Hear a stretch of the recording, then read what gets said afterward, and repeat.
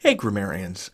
Some of you may have been raised, like me, with the superstition that it wasn't okay to start a sentence with a conjunction, like for, or and, or nor, or but. But I'm here to tell you, not to bury the lead, totally fine. You may do this. There is nothing ungrammatical about this construction.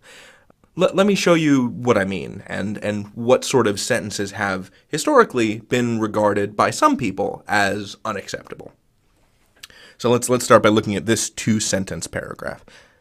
Ginny looked at the painting suspiciously, but as she turned away, she didn't see it look at her. Or just starting something on its own without connecting it to, you can start a paragraph with it, like, but the question remains, what is art? There's this superstition that says that you can't begin sentences with conjunctions, that it's ungrammatical or weak writing, and I don't think either of these things are true. In fact, I think this is a conflation or a confusion of a couple separate issues in writing. But sometimes you want to punctuate a sentence by beginning with a conjunction. There's a kind of dramatic tension you can access by beginning a sentence like that, kind of unexpectedly leaping into action. What I like about sentence initial but here is that it kind of, you think the sentence is over, and it is, but then this other thing happens. And putting it after a piece of terminal punctuation, like a period, really serves to bring into sharp relief whatever it is you're trying to say after the but. I think this is an awfully useful technique, and I'm not alone.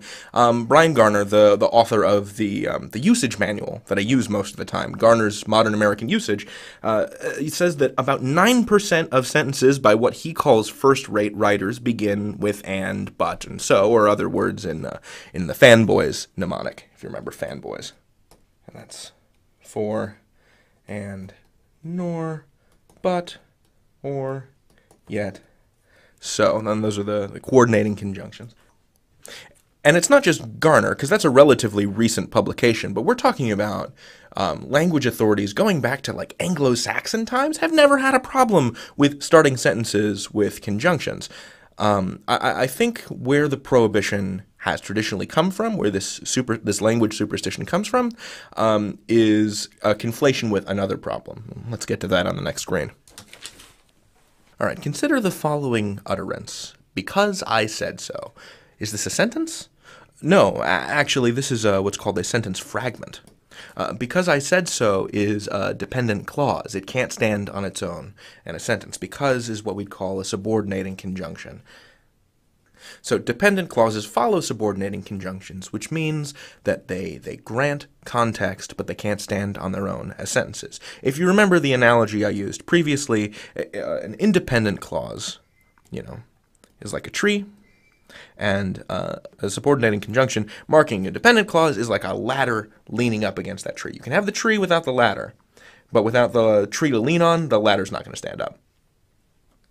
Now, it's totally fine to begin a sentence with because, as long as it's attached to an independent clause. So, you could say, because I told them to, comma, the goblins built me a sandcastle. Very nice of the little goblins to do that. So, I think because of that fear of just ending the sentence as because I told them to, of creating the sentence fragment, I think it's pretty easy to simplify all that down into just saying, oh, don't start sentences with conjunctions, just generally. So this is really less about how you start an utterance and more about how you end it. If you're going to start a sentence with a conjunction of any kind, you have to make sure that you're actually producing a sentence. So think about your follow-through is ultimately the takeaway here. If you start a sentence with a conjunction, make sure you're building towards some kind of independent clause. Now, don't get me wrong, sentence fragments definitely have their place, but not in formal writing. You would use this maybe for rhetorical effect or to approach a kind of realism in dialogue, but not in essay writing, right? Not for the newspaper. I just want to repeat, there's not really a rule against beginning sentences with conjunctions. It's a superstition.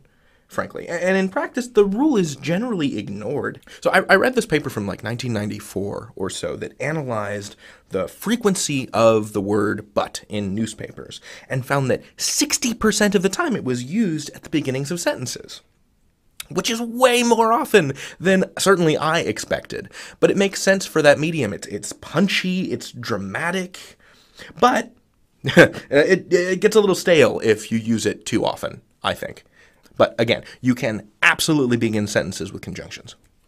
It's just that if you start a sentence with a conjunction, you have to follow through and actually make it a sentence. If you begin a sentence with a subordinating conjunction, you're writing a dependent clause that needs to be followed up by an independent clause, right? So if you're beginning with a subordinating clause, you're making the latter, and you need to follow it up with a tree to lean on.